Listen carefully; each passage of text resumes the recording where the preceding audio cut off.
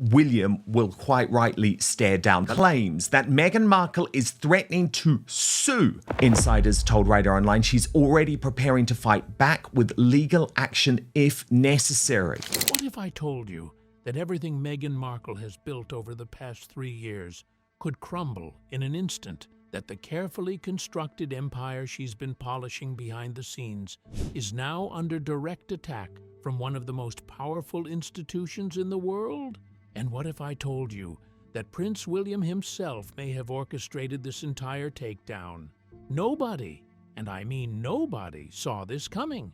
Not the royal commentators, not the fans, not even Meghan's fiercest critics. Because if you thought the Sussex drama had already reached its peak, the UK Parliament just walked into the room and said, "Hold my tea." Before we dive into this absolute bombshell, make sure you hit that subscribe button and turn on notifications because this story is developing by the hour and you won't want to miss what happens next. Also, drop a comment below. Do you think Parliament is right to intervene, or is this an unfair attack on Meghan? I want to hear your thoughts. Now, let's get into what just happened and why it could destroy everything Meghan has been building. The perfect storm. For the last 2 to 3 years, something interesting has been happening with Meghan Markle. Have you noticed it? She's been quiet, strategically, deliberately quiet. No bombshell interviews, no attacks on the royal family, no references to those explosive complaints she made during the Oprah interview. It's like she vanished from the controversy radar completely. Why? Because Meghan and her team have been executing one of the most calculated PR rebrands in modern celebrity history. They've been working overtime to transform her image from controversial royal exile to lovely, friendly California dreamer just enjoying her best life. And you know what? It was working. Think about it. When was the last time you saw Meghan making headlines for drama? She's been carefully curating soft-focus Instagram posts, wellness content, and inspirational quotes. She's been photographed at charity events, farmers markets, and exclusive celebrity gatherings, always smiling, always polished, always perfectly on brand. But here's what you probably didn't realize. This wasn't just about image rehabilitation. This was the groundwork for something much bigger.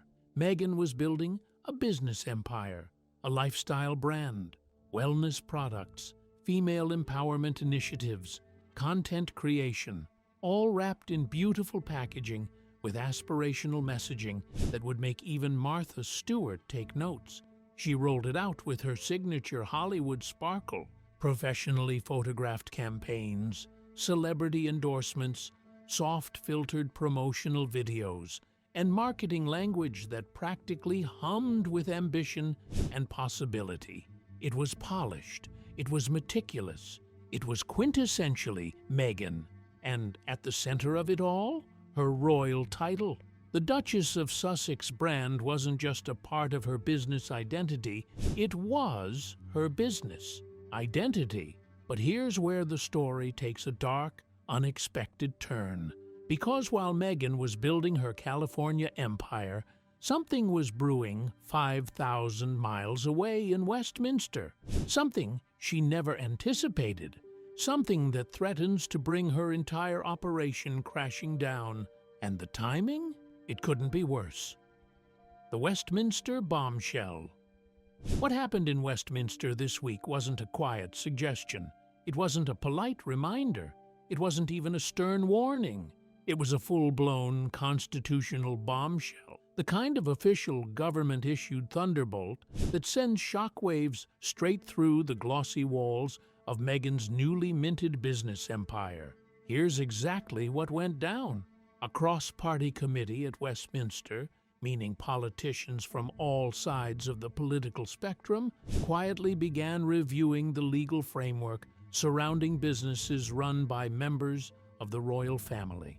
Specifically, they were looking at former members who still publicly use their royal titles for commercial purposes. Now, This kind of review happens occasionally. It's usually bureaucratic, boring, the kind of thing that gets a single paragraph buried in the politics section of newspapers. But when the committee reached Meghan's brand, eyebrows reportedly hit the ceiling. Because here's the problem that Parliament identified. Meghan's business empire wasn't just using her Duchess title as a subtle marketing touch. The entire foundation was built on it. The royal connection wasn't in the background. It was front and center, boldly displayed, impossible to miss. And in Parliament's eyes, that's a constitutional problem. One senior MP said, off the record, that Meghan's branding was tiptoeing on the edge of constitutional exploitation. Think about that phrase for a moment. Constitutional exploitation. That's not casual criticism, that's a serious allegation. Another MP didn't even bother keeping quiet, publicly calling it a gross misuse of the Duchess identity for commercial gain. And just like that, the debate went nuclear. Within hours, Parliament officially announced a formal review into whether non-working royals should be allowed to use royal titles to market or promote private businesses. They didn't mention Meghan by name, but they didn't need to. Everyone from London to Los Angeles knew exactly who this was about. Social media exploded instantly. The tabloids lit up like fireworks. Even American outlets that had been sympathetic to Meghan jumped into the story. It was like someone dropped a lit match into a room filled with gasoline. Now, here's the question you need to ask yourself. Why now? Why, after 3 years of relative silence from Meghan, did Parliament suddenly decide to take action? Was this really about protecting constitutional integrity? Or was there someone, perhaps someone very close to the throne, pulling strings behind the scenes? We'll get to that. But first, you need to understand exactly what's at stake here, what Parliament is really targeting. Let me break down exactly what makes this parliamentary review so dangerous for Meghan. Parliament isn't just talking about vague guidelines or polite suggestions. They're not issuing a slap on the wrist. They're talking about actual legal restrictions, binding limitations on how a duchess, especially one living overseas, can use her royal styling for commercial profit. In other words, they're coming for the very foundation of her business empire. Think about what Meghan's brand really sells. Yes, there's lifestyle content. Yes, there's wellness messaging and female empowerment.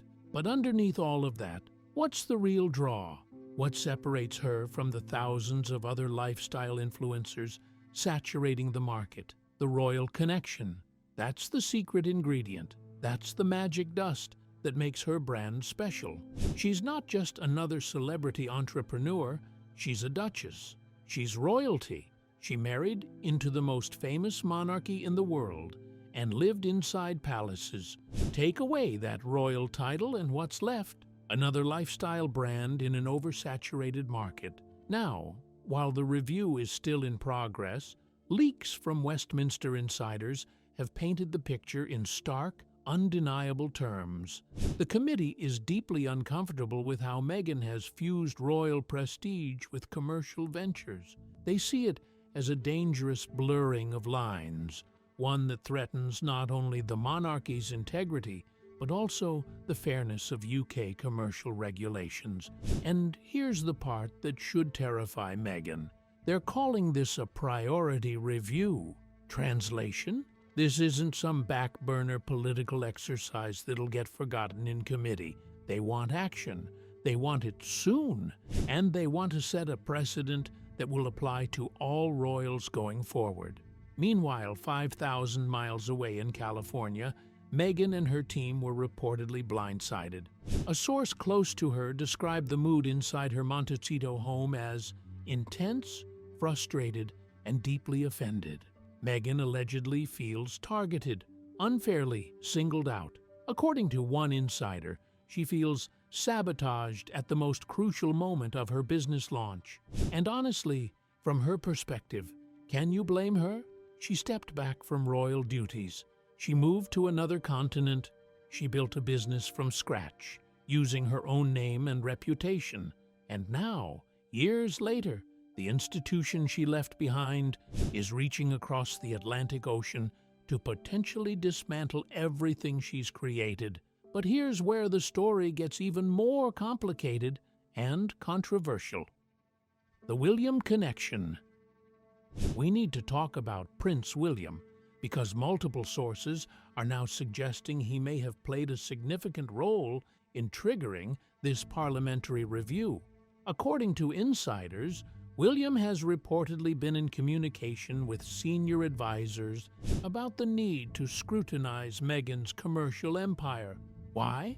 Because he sees it as a threat to the monarchy's integrity and a potential precedent that could damage the institution for generations. Some sources claim William personally called advisors to ensure that the issue of royal titles being used for commercial gain would be thoroughly examined. His argument, reportedly, is that all former working royals need to understand their limits and responsibilities. But is this really about protecting the monarchy? Or is it personal? Think about the history here. The tensions between William and Harry have been well documented. The rift has only deepened since Harry and Meghan left the UK.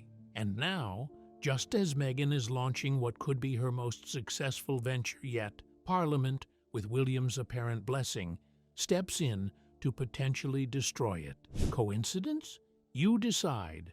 Palace insiders whisper that senior aides are quietly thrilled about this development. They reportedly view it as a protective move for the monarchy and perhaps a subtle reminder to Harry and Meghan about where they fit in the grand royal hierarchy. One source said, and I quote, "This is about preventing brand dilution and maintaining constitutional boundaries. If Meghan wants to be a businesswoman, she needs to do it without trading on titles that belong to the crown." But Meghan's supporters see it very differently. They've rushed to her defense, calling the parliamentary review xenophobic, petty, and a deliberate attempt to undermine a successful woman of color who dared to step outside the boundaries the monarchy set for her. The narrative is powerful. Here's Meghan, a modern woman trying to build something meaningful on her own terms. And here's this centuries-old institution trying to drag her back down and control her even from another continent. Critics fired back with equal force. "This isn't about Meghan," one MP stated during a late-night parliamentary Q&A. "This is about protecting constitutional integrity and ensuring that royal titles aren't commercialized for personal profit." And that's when the debate truly exploded into the public sphere. The nuclear option. By midweek, royal commentators and political analysts were openly discussing what seemed unthinkable just days before.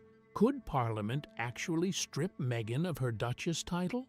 The question sent shockwaves through both traditional and social media.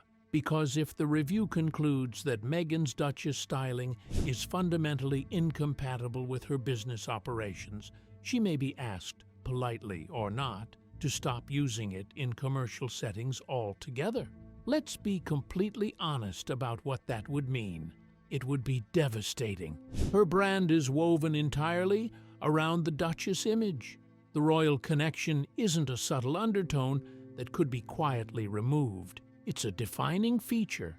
It's in the logos, the marketing materials, the press, releases, the celebrity endorsements. It's literally everywhere. Removing it would require a complete rebrand. New name, new marketing, new identity. Everything would have to be rebuilt from scratch, and Meghan knows it. Insiders say she spent the past 48 hours in intense crisis meetings. Her legal team is working around the clock, drafting responses and preparing official statements. Her PR specialists are developing contingency plans for every possible outcome. But here's where it gets interesting. Her advisors are reportedly split down the middle on strategy. Some want to push back publicly and aggressively, frame this as discrimination, as an attack on a successful woman. as proof that the monarchy will never modernize. Others want a more diplomatic approach. Work behind the scenes, negotiate quietly, find a compromise that allows her to keep some version of her branding without triggering further parliamentary action. And a few are quietly whispering what nobody wants to say out loud. Maybe the Duchess styling should be phased out voluntarily before this becomes a legal battlefield she cannot win. But Meghan? She's not backing down. Not yet.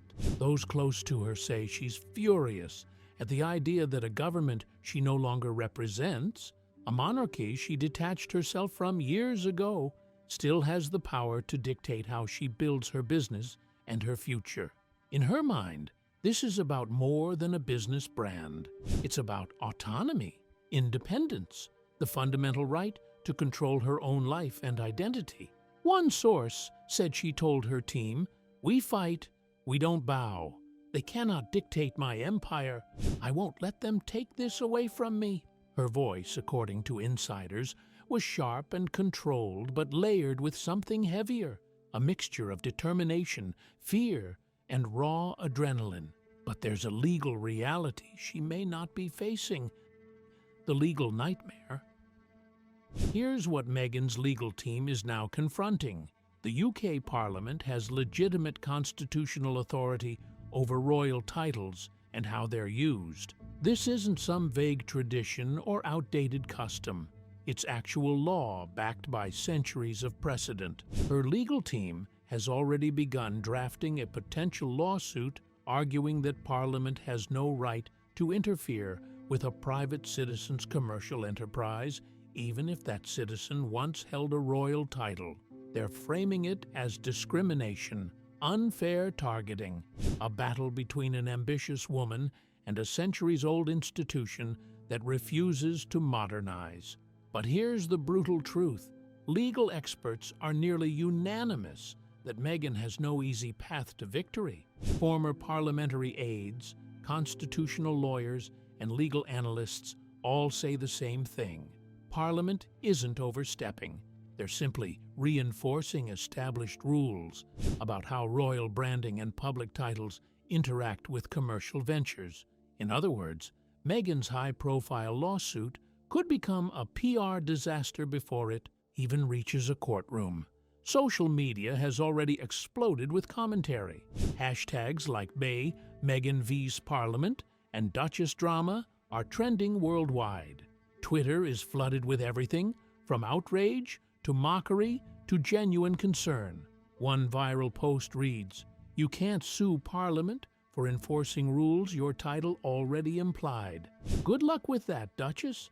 Another meme shows Meghan standing triumphantly on a pile of her business logos, while Parliament is depicted as a tiny, unimpressed judge wagging a finger. The backlash is intense, relentless, and coming from all directions. But it's not just online commentary that Meghan needs to worry about. It's the precedent this could set. Legal analysts point out that if Parliament rules against Meghan's commercial use of her title, it could create a framework that applies to all non-working royals with business ventures. Princess Beatrice and Eugenie could potentially face similar restrictions. Even Prince Andrew's various business connections could come under renewed scrutiny. This isn't just about Meghan anymore. This is about defining the rules for an entire generation of modern royals. And that makes the stakes impossibly high. Harry's impossible position. And then there's Harry. Oh, Harry! Sources describe him as conflicted, uncomfortable, and caught in an emotional no-man's land that must feel absolutely suffocating. Here's what you need to understand about Harry's position.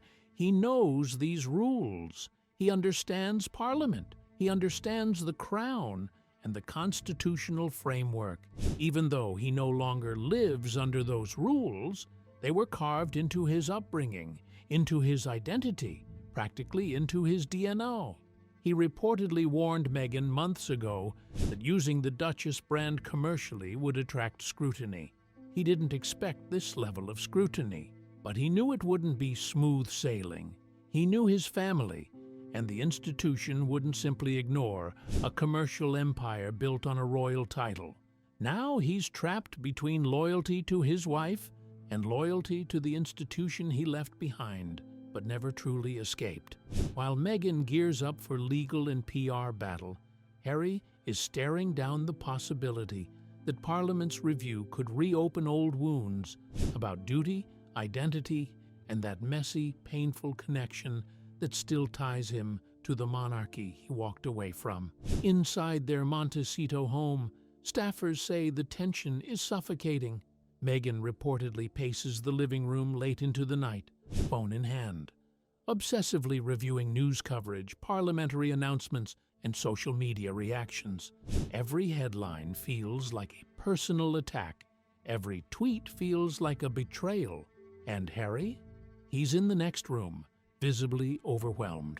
While Meghan's mind races with lawsuits, branding strategies, and media responses, Harry reportedly sits quietly, scrolling through endless news articles, trying to process the fallout.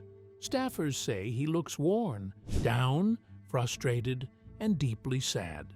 One Montecito aide revealed it was the first time anyone had seen him so completely consumed by the situation.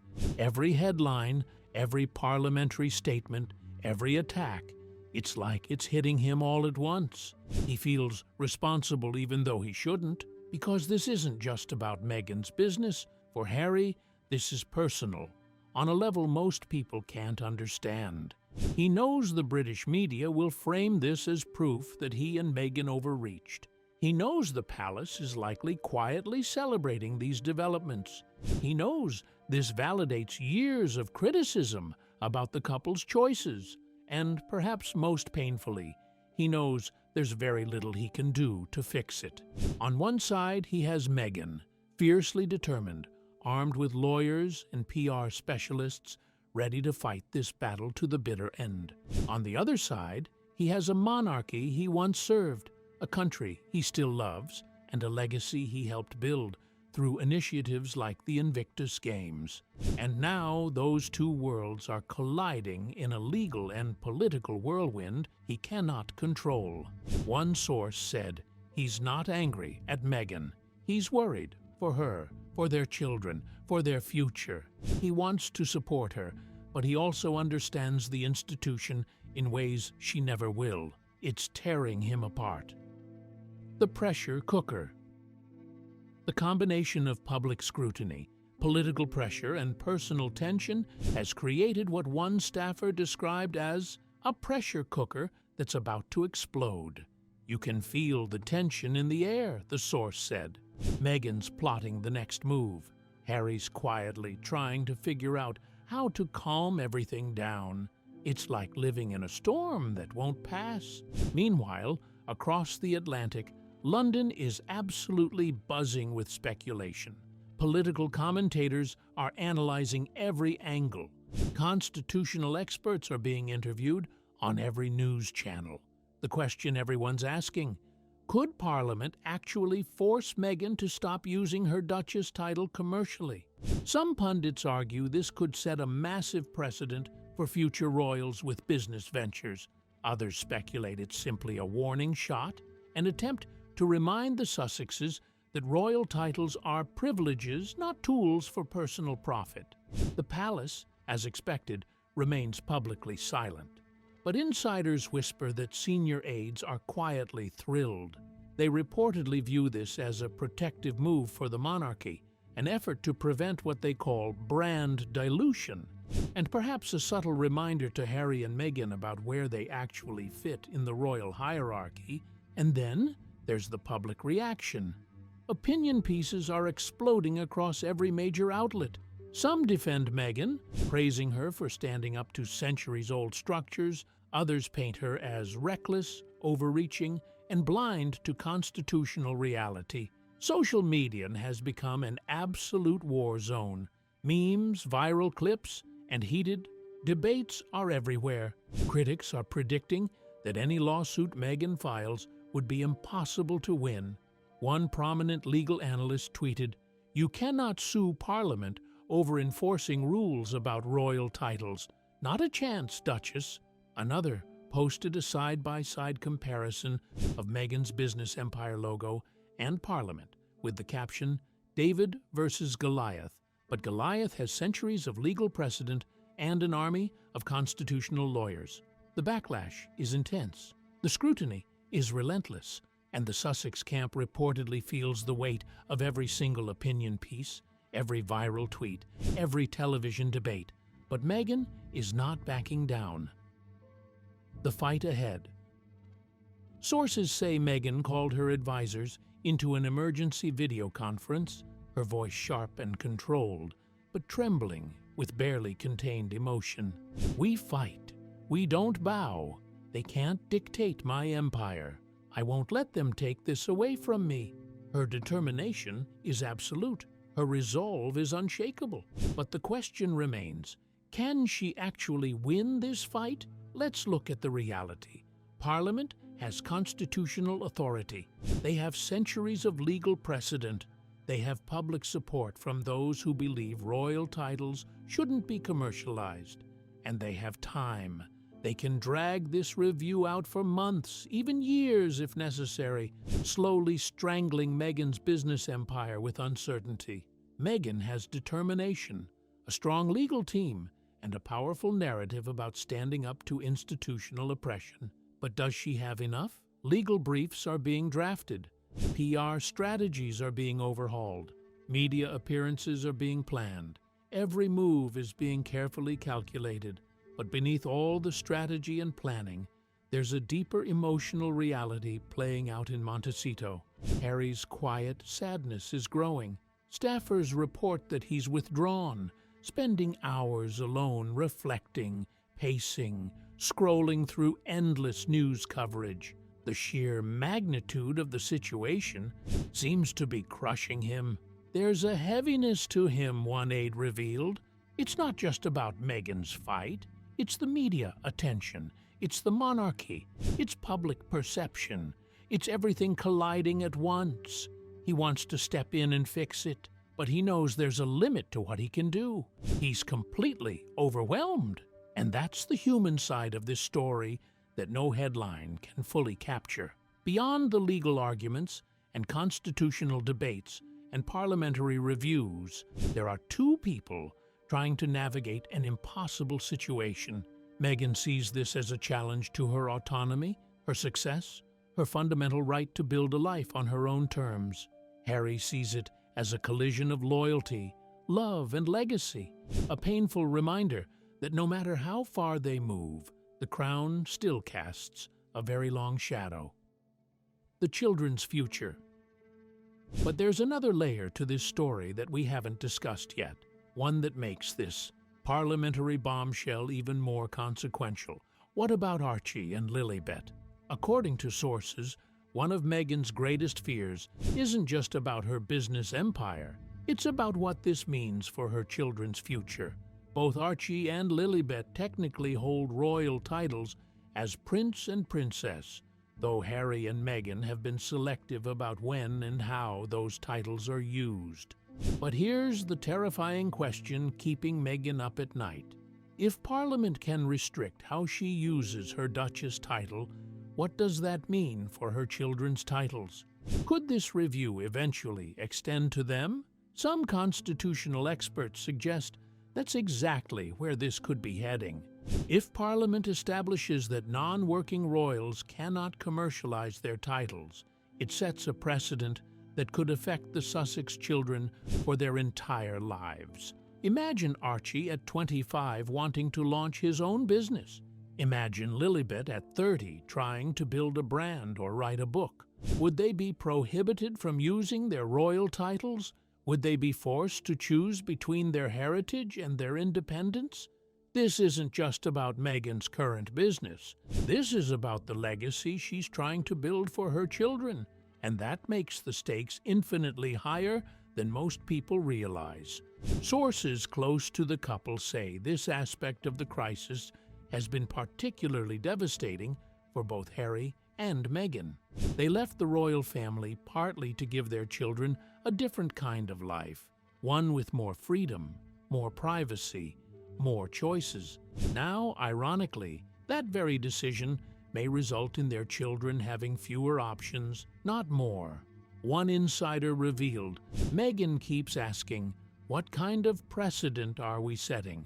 What kind of world are we leaving for our kids? She's not just fighting for her business anymore. She's fighting for Archie and Lilibet's future. Harry, meanwhile, reportedly feels a deep sense of guilt. He's the one who came from the institution. He's the one who understood the rules. He's the one who should have predicted this. But even he didn't anticipate that Parliament would intervene so dramatically, so publicly, and with such potentially far-reaching consequences for his entire family. The bigger picture. Let's zoom out for a moment and look at what this really represents. This isn't just a story about Meghan Markle's business empire. This isn't even just about the Sussex family drama. This is about the fundamental question of what it means to be royal in the modern world. For centuries, being a member of the royal family meant accepting a specific bargain. You got privilege, wealth, status, and a platform. But in exchange, you gave up personal freedom, privacy, and the right to commercialize your identity. Harry and Meghan tried to break that bargain. They wanted to keep the benefits, the titles, the recognition, the royal connection, while shedding the restrictions. And now Parliament is saying, no, you don't get both. You don't get to walk away from the institution and still trade on what the institution gave you. That's the real issue at the heart of this bombshell. Not whether Meghan's business is legitimate, or whether she's a good person, or whether she deserves success. The issue is, who owns the royal brand? Is it personal property that Harry and Meghan can take with them wherever they go? Or does it belong to the Crown, to be used only in service of the institution? Parliament is making it clear they believe it's the latter, and that could change everything, not just for the Sussexes, but for every royal who comes after them. Princess Beatrice and Eugenie are watching this closely. So are other minor royals who've built careers outside the palace walls. If Parliament sets strict boundaries now, it could define how royalty functions for the next generation. This is history being written in real time, and Meghan and Harry are at the absolute center of it. What happens next? So what actually happens next? Let's break down the possible scenarios. Scenario 1. Meghan fights and loses. She takes this to court, challenges Parliament's authority, and ultimately loses. Her business empire collapses. She's forced to rebrand completely. Her reputation takes a massive hit, and the narrative becomes, she overreached and paid the price. Scenario 2. Meghan negotiates. Behind closed doors, her team works out a compromise with Westminster. Maybe she phases out the Duchess branding gradually. Maybe she keeps the title but agrees to specific restrictions. It's not a total victory for either side, but it allows everyone to save face. Scenario 3. Meghan backs down. She voluntarily removes all royal branding from her business empire before Parliament forces the issue. She reframes it as a choice, as her deciding she doesn't need royal titles to succeed. It protects her children's future, but requires admitting, at least implicitly, that Parliament was right. Scenario 4. Parliament backs down. Public opinion shifts dramatically in Meghan's favor. The review is quietly dropped. Westminster decides the political cost isn't worth it. Meghan wins by default. Which scenario is most likely? Honestly, legal experts seem to be betting on some version of scenario 2 or 3. A full court battle seems unlikely to benefit anyone, and Parliament backing down completely seems even less probable. But here's what we know for certain. This story is far from over. The parliamentary review is ongoing. Meghan's legal team is preparing multiple contingency plans. Harry is caught in the middle, trying to protect both his wife and his children. And the entire world is watching to see how this unprecedented, constitutional crisis resolves itself. Outro. So, where does this leave us? The UK Parliament has dropped a constitutional bombshell that threatens everything Meghan has built. Prince William may have orchestrated this behind the scenes. Harry is caught in an impossible position between his wife and his former life. The future of Archie and Lilibet's relationship with their royal heritage hangs in the balance, and the entire world is watching to see what happens next. Will Meghan fight this in court? Will she negotiate behind the scenes? Will she voluntarily phase out her Duchess branding? Or will Parliament force the issue and strip her of the title entirely? Nobody knows. But one thing is absolutely certain. Nothing about this will be simple. Meghan will not back down easily. Harry will not abandon her. But whether Parliament, the media, or public perception will allow them to weather this storm is still anyone's guess. In Montecito, the couple is bracing for what comes next. Legal strategies are being finalized, PR campaigns are being prepared, and the media frenzy is only intensifying. But beneath all of it, Harry's quiet sadness remains. A man caught between worlds, between a wife he loves, a brand she's building, a monarchy he once served, children whose futures are uncertain, and a public that no longer fully embraces him. The UK Parliament may have dropped a bombshell, but for Harry and Meghan, this isn't just a political crisis or a business dispute. It's the beginning of a battle that will define their entire future and possibly reshape what it means to be royal in the 21st century. And the outcome? That remains to be written. Now I want to hear from you. Do you think Parliament is right to restrict how Meghan uses her Duchess title? Or is this an unfair attack on her independence? Is William behind this? What will happen to Archie and Lilibet? Drop your thoughts in the comments below. If you found this video valuable, smash that like button and subscribe for more royal updates as this story develops. Hit that notification bell so you don't miss what happens next. Because trust me, this story is far from over. And here's my prediction. Within the next 30 days, we're going to see either a major legal filing from Meghan's team or a surprising compromise announcement from Westminster. Either way, this situation is about to escalate dramatically. Stay tuned! The Sussex saga just entered its most explosive chapter yet. Thanks for watching, and I'll see you in the next one.